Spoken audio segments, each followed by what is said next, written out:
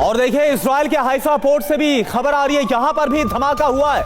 और आप समझिए कि अगर हाइफा पोर्ट को नुकसान पहुंचता है तो यह इजराइल के लिए बहुत बड़ा नुकसान होगा। ईरान ने शाही ड्रोन से यहां पर हमला किया है इजराइल के हाइफा पोर्ट तक, जो रणनीतिक तौर पर स्ट्रेटेजिकली बहुत ज्यादा मायने रखता है इजराइल के लिए।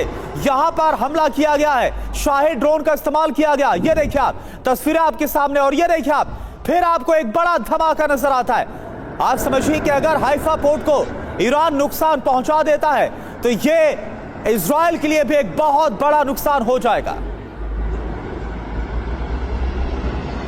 तो तस्वीरें इस वक्त आपके सामने है। अगर पूरे इजराइल की बात करें, चाहे वो सेंट्रल इजराइल हो, वो उत्तरी इजराइल हो, दक्षिणी इजराइल हो, पूरे इजराइल को इस वक्त ईरान ने दहला दिया है। अपने हमलों से मिसाइल और ड्रोन का लगातार इस्तेमाल किया जा रहा है। और ये जो तस्वीर आप देख पा रहे हैं हाइफा पोर्ट की है, हाइफा पोर्ट पर भी हमले को अंजाम दिया गया। ब्रिगेडियर विनोद दत्ता सर, मुझे एक बात बताइए, ईरान की तरफ से क्या इरादे आपको नजर आ रहे हैं? पूरे इजराइल को दहला दिया गया है, पूरे तमाम जो अमेरिकी बेसेस है पूरे मध्य पूर्व में, मिडिल ईस्ट में, उन्हें दहला दिया गया। हमलों से नुकसान भी पहुंच रहा है, नुकसान भी पहुंच रहा है, और क्लस्टर बम तक का इस्तेमाल किया जा रहा है। क्या इरादे आपको लग रहे हैं? देखिए, ईरान के लिए ये वजूद की लड़ाई है, और जो इस्लामिक रजीम है उसको जितना बड़ा धक्का लगा है खमनेई की मौत से, या उनकी जो मिलिट्री लीडरशिप का जिस तरह से खात्मा किया गया है, तो ईरान के पास कोई बहुत ज्यादा विकल्प नहीं है। और वैसे भी ईरान के पास कुछ खोने के लिए है नहीं, क्योंकि अगर इस्लामिक रजीम चेंज हो जाती है तो जितने भी इस्लामिक रजीम के सपोर्टर्स थे उनको जो भी सरकार वहां आती है वो उनको चुन चुन के जेलों में भरेगी और उनके मतलब उनका खात्मा करेगी।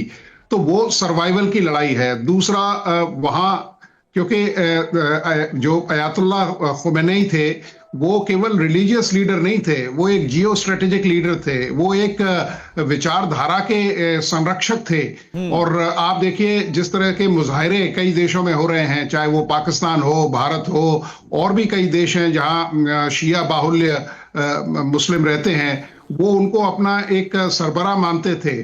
तो इन सब चीजों को देखते हुए मतलब ईरान अपना जो लास्ट स्टिच एफर्ट है वो ये चाहेगा कि अमेरिकन बेसिस को जितना भी नुकसान पहुंचाया जा सके वो पहुंचाए।